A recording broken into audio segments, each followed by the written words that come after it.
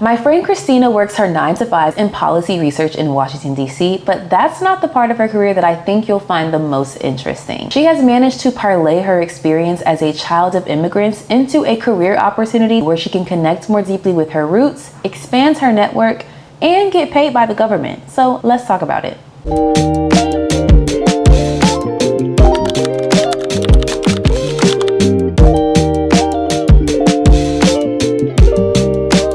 Hey there, I'm Heaven and welcome back to my channel. Over here, I chronicle my experience as an online MBA student and a working mom figuring out her next phase of life, her career, business, all the things. So if you're into that sort of thing, go ahead and hit that subscribe button. For Women's History Month, I thought of this idea to do a fun little series where I sit down with some of my friends and talk to them about their very interesting and niche careers. All of the women I'm going to speak to have master's level education, and I really just felt like this is a good opportunity to just kick it and talk with my friends, but I want to illuminate their stories and their careers and maybe inspire somebody else who might be considering some of these careers or might want to learn more about what else is out there. They have the kind of jobs that you may not always think about every single day, but they make a really big impact. In these videos, we'll talk about what they actually do, how they got there, and what other women interested in their career paths should know. At the end of the video, you'll walk away understanding a career path that you probably hadn't considered before, and you'll have an understanding of whether it's something that could be for you. So without further ado, let's get into it. Christina, I had this idea because we were on the phone a couple months ago and we were catching up and you were telling me a little bit about what you do, and I was really blown away because I had no idea about this. I knew you worked in policy in DC. I knew you had wanted to do that for a while. And then you told me about this whole other thing that you're doing. So tell me, what do you do? So I work as a freelance or contract translator and interpreter. I will also do transcription as well. So I kind of explain what some of those differences are.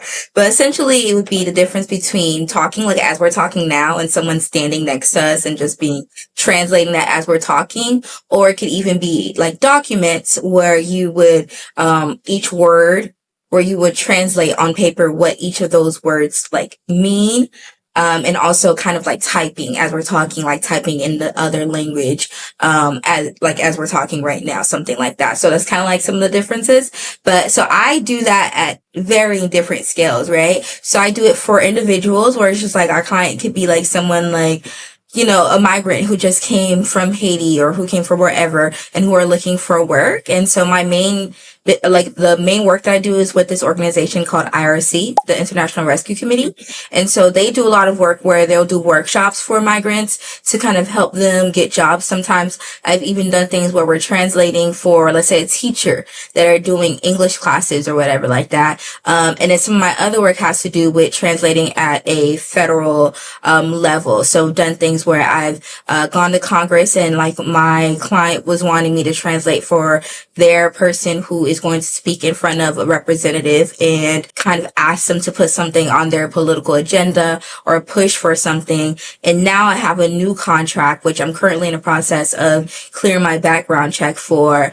I'm not going to say which agency that it's for. It would be what we would call like forensic translating. So let's say, I don't know, someone got shot, like explaining in the language, like let's say the person who was there, they were Haitian. And so we're translating what exactly happened, or it could simply be documents, and then that would have like a per word rate. You said a lot of really interesting things right here. I want to come back to some of them, but I want to walk it back because we met an undergrad at UF, and at that time I knew you were studying political science, but I didn't think like being a translator was in your career path. Like, can you walk me through like how did you come to this career? Like, where did this idea come from? Because I feel like I used to hear you talking about you wanted to work in law, you wanted to be an attorney. What you think is what I think. I don't know how I came on it.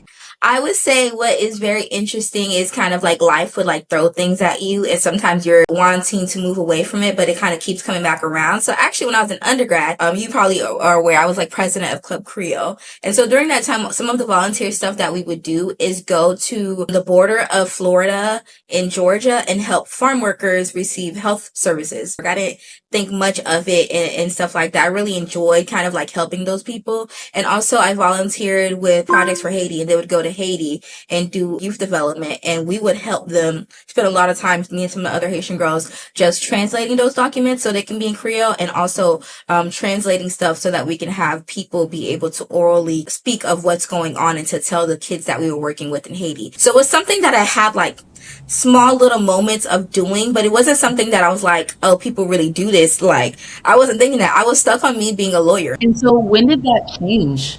About me deciding not to be a lawyer. Yeah, when did that happen? After undergrad, I had graduated early. I knew I wanted to take the year off to kind of take a break because I had been going full throttle, like doing so hard, like at school. Even when I was in high school, I was getting my associate's degree in high school. So when I finished undergrad, I finished in 3 years instead of 4. So I was like, I want to do the year and kind of work and kind of see a little bit, because I feel like I'm so tunnel vision in what I want to do. I kind of want to get a glimpse of working. So during that time, I worked in elections. I moved to Colorado, and I was working in elections.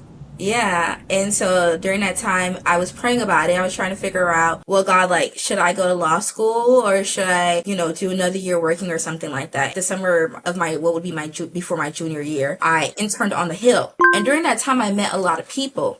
And I think what it made me open my eyes to is that just because I wanted to work in policy or wanted to work in political science didn't necessarily mean that I had to go to law school. Because I think when you're in college or when you're in university, or I will speak for kind of like our era of being in college, Sure. like when you're studying political science or when you're studying policy, it's literally, that's the only trajectory they kind of showcase to you, that you go to law school. Like, you're studying political science, you go to law school. And I feel like a lot of people who want to be lawyers, they either study political science or like economics, and that's kind of like their foot in the door. That looks good on a resume or something like that.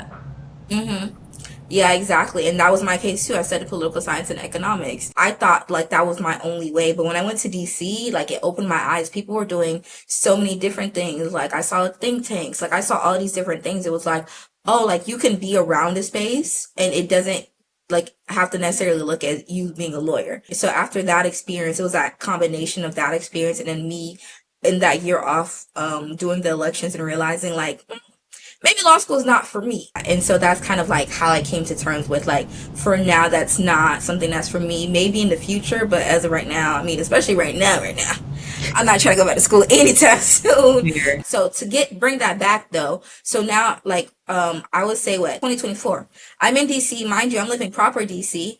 I'm hearing about all the stuff going on with Biden, about like, the Biden program. And I'm thinking to myself, kind of like, there's going to be a lot of Haitians that are going to be coming in. You just had that foresight, like you put that together yourself. Yeah, because the thing about it is, like, in here I tell people, I like, there's this thing that we have to be mindful of. It's like the things that keep us up at night, there's a reason for it, right?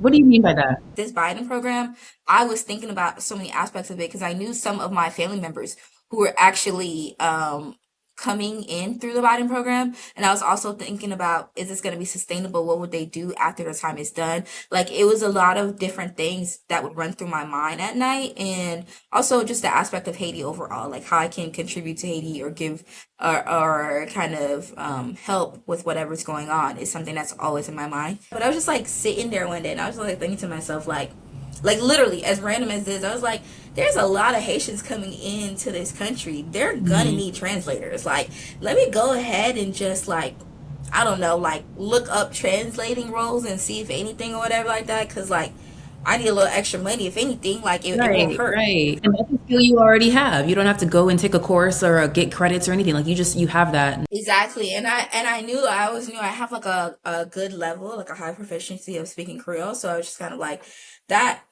that will serve me. So I just looked it up and then I found this organization. So I did it. I started doing it. I decided to post it on LinkedIn. I posted on LinkedIn, not thinking about it. When I say I posted on LinkedIn, I literally, the list of things where they're like, what do you do?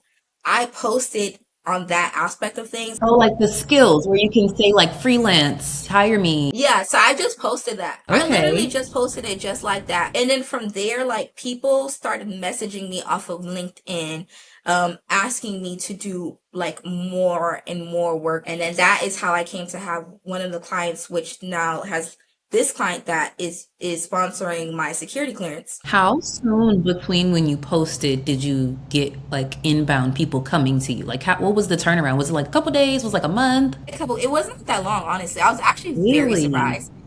I was Really? very surprised. I had heard LinkedIn be working like that, but it never worked like that for me. I mean, hey, you got to put yourself out there. You got to put yourself out there. Let people know what you can do. That's what I'm saying. I was like, oh, LinkedIn be working. So yeah, before I started working at my current job, I was doing this fellowship program with this Haitian organization.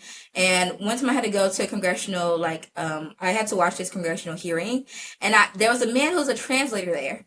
And I remember laughing so bad because he was not good, to the point that in the hearing, he literally has to get up and like somebody else takes his like spot, this lady or whatever, in the seat to kind of take his spot. The night before, I had a dream, and the night before is like before this specific client reaches out to me. I had a Okay. dream that the man got up and I like sat down and like took his spot. The next day I get this message from this lady. She was like, I have a client for you that I'd like you to work.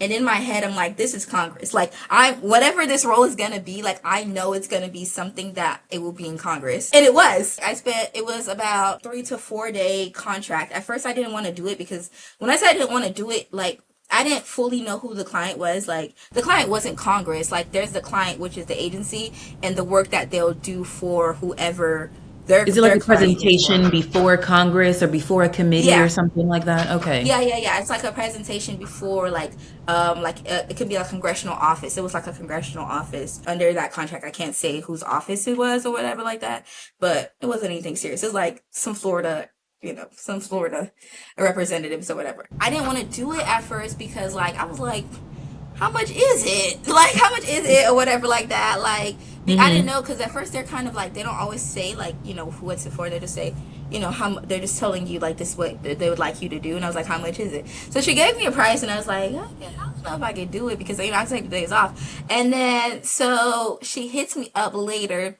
She was like, okay, we're upping it. They upped the price. So let's say the original price was like, $60. When she hits me up again, she was like, okay, we're going to offer you $80 an hour, and hopefully you can clear up your schedule for that. I said, lady, it's cleared. It's clear. Matter of fact, it's so clear as the sky. Hey, She's like, did you okay, take PTO? from my like main job. Yeah, So you're getting double paid. You're getting double paid, basically. yeah, I took the PTO because people be taking PTO to rest. I take PTO to work. So I took the PTO Oh of yeah. my main job so I can do this. Yeah. That was like a really great experience.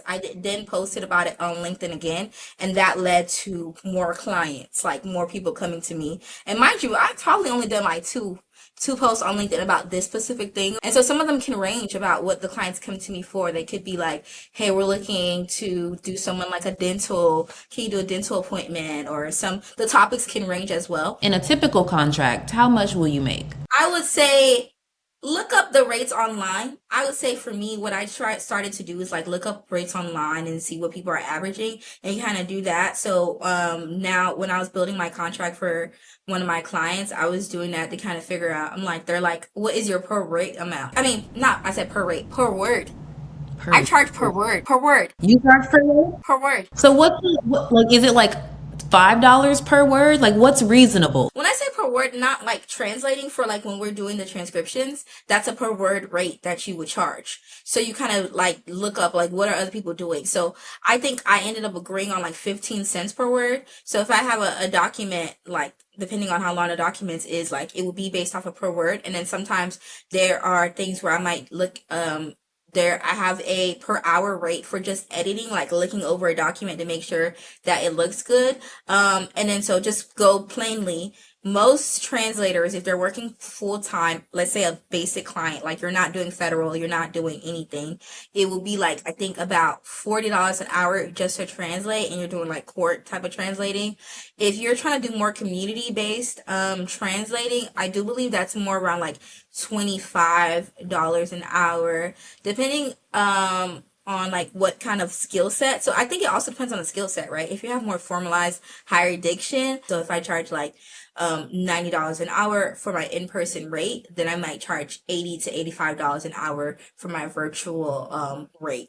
But I would say the best bet to do and to figure out how much you should be charging is just to kind of like look it up online on what the average is, and if it's like a nonprofit. If it's private, charge. Just spit out a number and see what they come back with. Just bounce it against the wall, see if they bounce it back. Exactly. If you thought you was gonna get $20 an hour and you told the people 80 and they gave you 60, a win is a win. Right. A win is a win. A win is a win. Oh, that's so interesting. So is it kind of like you work through like a temp agency and they kind of send you out like, okay, we need to go like help this accessibility thing for the language barrier? Is that how it works? So let's say my client is you. You're Heaven. So you have different contracts with whoever. You might have a contract with the DOJ. You might have a contract with the hospital. You might have a contract with Walmart, right? So you have me as a translator, like as a contract translator, and for each of those different people that you have, there's different things that they may need, and you're like, Christina, I need you for these different days or this day, and this is what it entails, can you do it? And I say, yeah, I can do it. That situation is kind of a little easier because then it's just like, I just know who I work for. Like I work for that main agency and don't handle everything else. And that's why I'm in a position now where it's like, the agency that I work for, they have a federal client, and because that work requires me to have a clearance, they're sponsoring my clearance, you know? So earlier you were talking about how much you can potentially make in this role. You talked about, there's clearly a demand if they're willing to bump up the rate they're willing to pay you, which is incredible for you as a side hustle. But I want to understand from your perspective, we do jobs and we do work, like we're fortunate enough to do work that we enjoy, right? But I want to understand what, beyond the money, what makes doing this translation work worth it to you personally? Like, I grew up with a mom who struggled to kind of like understand what is going on. It's always kind of been something that was natural to me to kind of be like, as a child, you're the one that knows English, so you're always translating for your parents and doing those things for them. So for me, when I see or I'm helping these people, it almost feels like that's like a family member to me.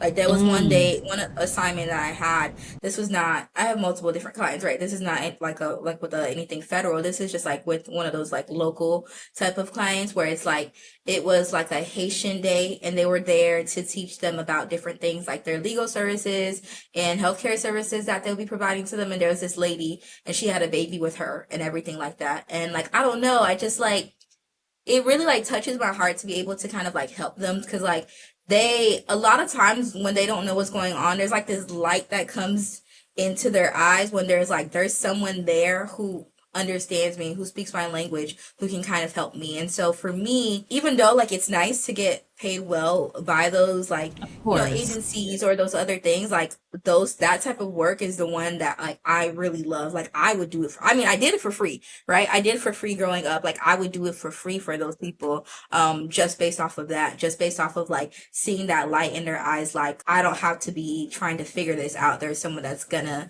help me and help me have a voice in this situation. do you see yourself ever taking this full time?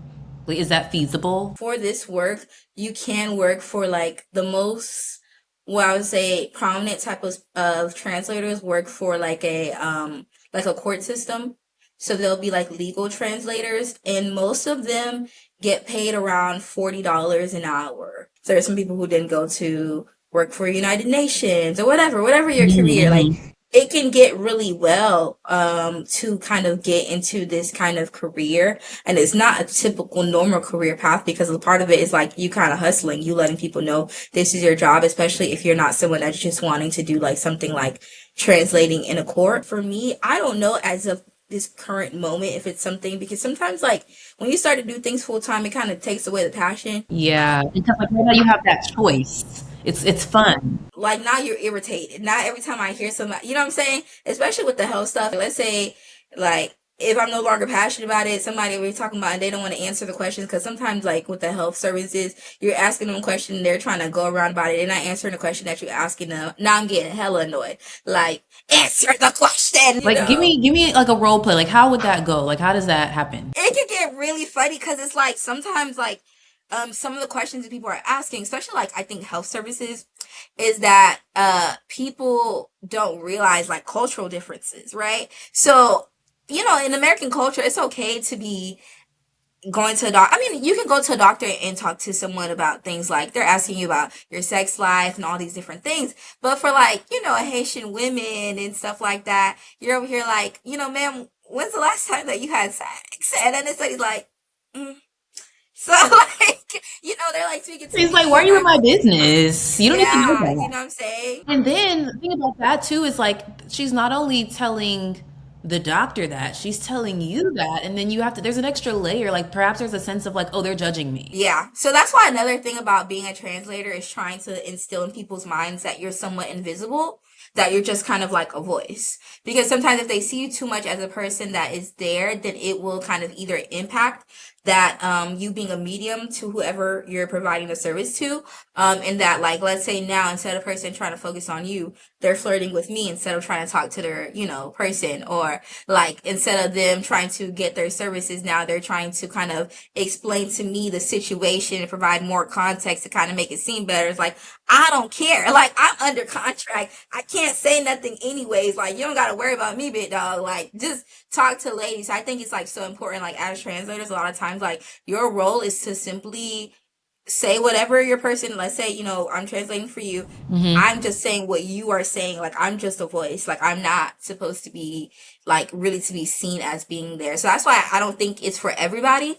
Because if you're somebody that you're like, I'm a main character, like, I want to be in front of people, it's not about you, you know? So, yeah. Isn't there an amount of like interpretation you have to do as well? Like, I feel like with languages, like there's not always a one-to-one translation. So with some of these like more complicated medical situations or like legal situations, like how do you handle that? Like how do you translate and still be accurate but properly like convey what they're saying? Like do you go through training for that? Yeah, they do have trainings depending on different things. When we were doing the congressional meets or whatever like that, there are certain words that the people who the client is working for, like the sector and work, like I've done farming and agricultural a little bit of that translating, but there's some words like I don't even know in English. Husbandry, Husbandry. husbandry. There's some words like it's starting to get real serious. So the thing about Creole, Wait, what's the word for husbandry in Creole? girl, I don't remember. I have to look that up right now. I had to remember it in the moment, but I did not have it right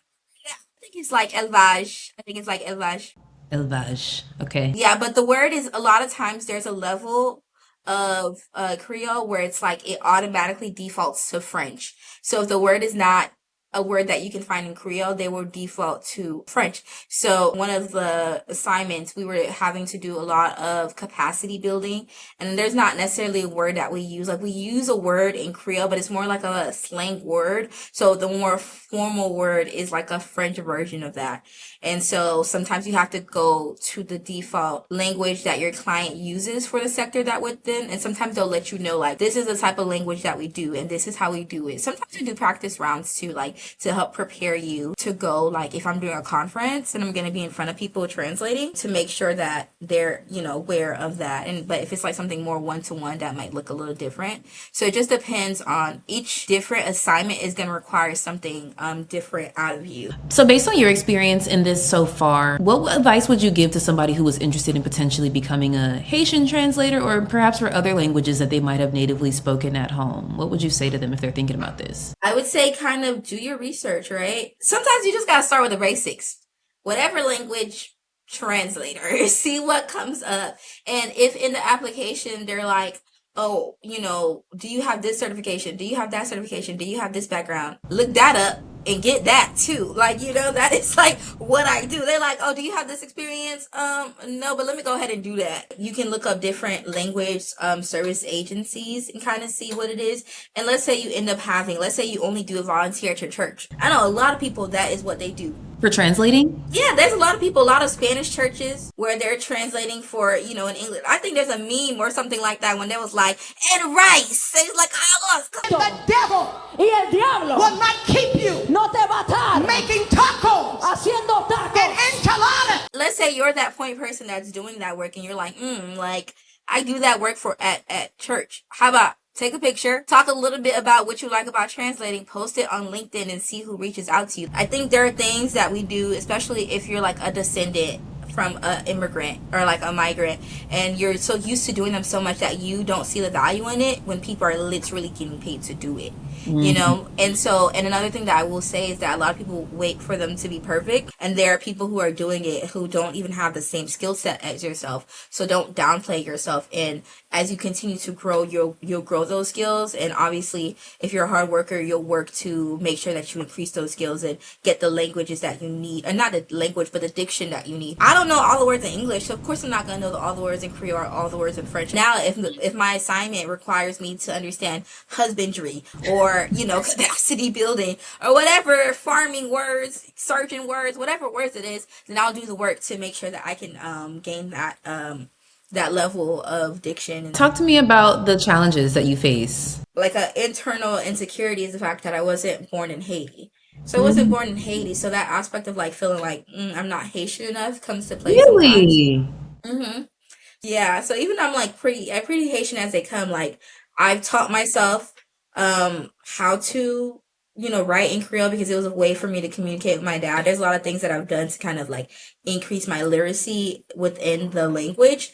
It's still something that I struggle with at times, and sometimes some of these opportunities, we have to be real and say they're a little by luck. So sometimes when you're just kind of like like I'm literally translating at a congressional hearing right now. Like I actually, had the opportunity to intern on the Hill before, so I worked there. But my ability to kind of show up has always been in my capacity as like a researcher or someone in a policy space. So sometimes that might be a struggle of like I don't feel as good enough as I feel like in that space. That is so interesting because from where I sit, I kind of see it as like a convergence of the different kind of aspects of your career identities, but also like a personal identity. Like you said, you've been on the Hill before, you've been Haitian your whole life, you've been speaking Creole your whole life, and now you get to tap into, both of those sides of you, and this is like that perfect opportunity. So to hear you say that you kind of feel maybe a little unsure at times, like that's so surprising to me.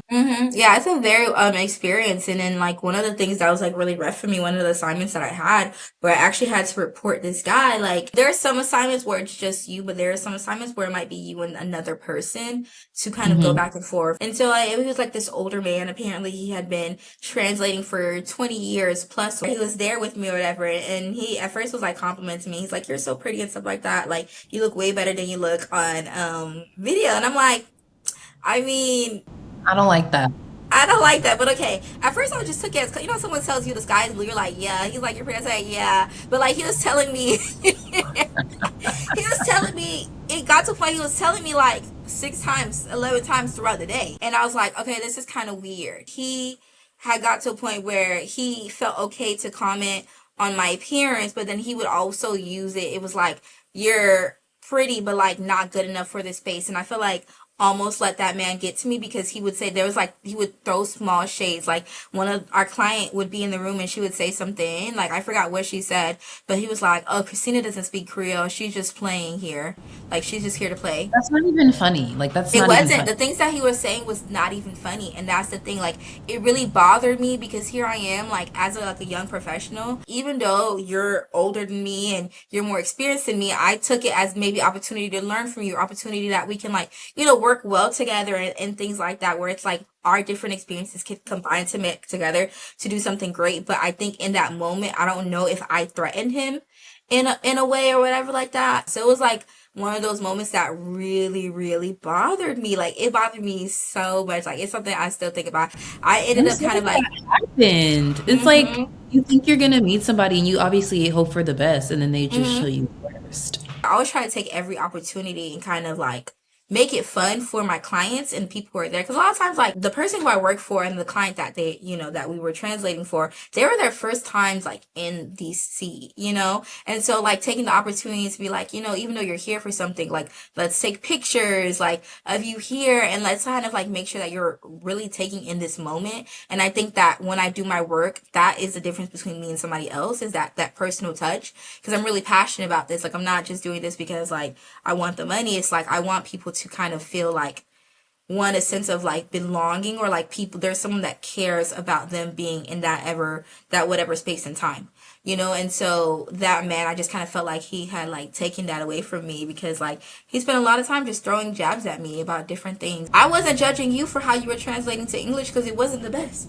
So please. Do you think your ability to find jobs or to get inbound requests is due to living in DC? I do think a lot of it is based off of where you're located. I would say for translating, it probably will be better in areas where there are more migrants.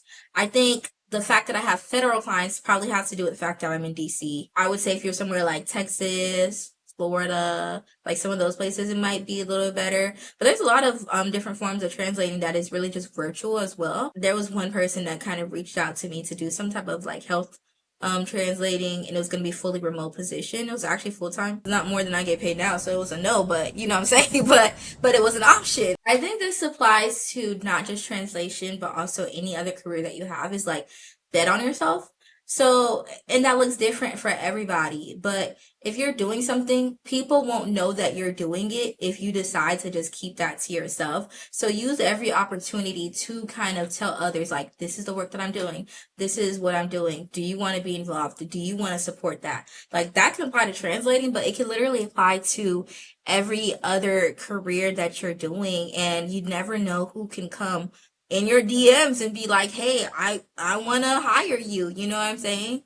So that is the last thing that I would say, is, like, use opportunities to place a light on yourself, even if you feel like others aren't doing that for you. I think what I love the most about your story is that, like, you've been Haitian forever, as long as I've known you at least, and, like, you've always spoken Creole, and this is just like something you've always had in your back pocket, and it just emerged as an option, like, later on. I think that's just so cool. Like, yes, you had to go and get certifications, and you had to, continue adapting and enhancing your skill set, but you didn't have to go and, like, start from scratch. I think that's so cool. And that's why I said the aspect of sometimes the things that, like, keep you up, or sometimes the things that are within you.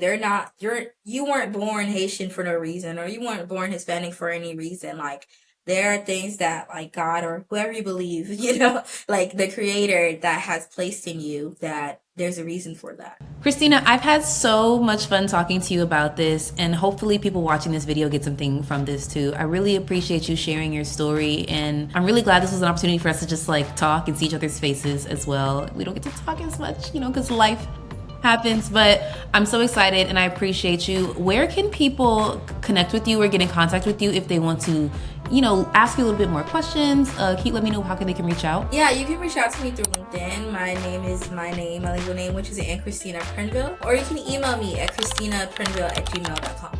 Christina, thank you so much for sharing your story. This is exactly why I wanted to start this little mini series. There are so many careers out there that are happening behind the scenes that we're not really thinking about day to day. If you enjoyed this conversation, go ahead and subscribe to my channel so you don't miss the next one. I've got a few more friends that I want to sit down and have a chat with about their careers, and I know you're going to love it. Also, if this video made you think differently about your career or what's possible given your skill set or your personal background, go ahead and let me know that in the comments. Thank you so much for watching, and I'll see you in the next one.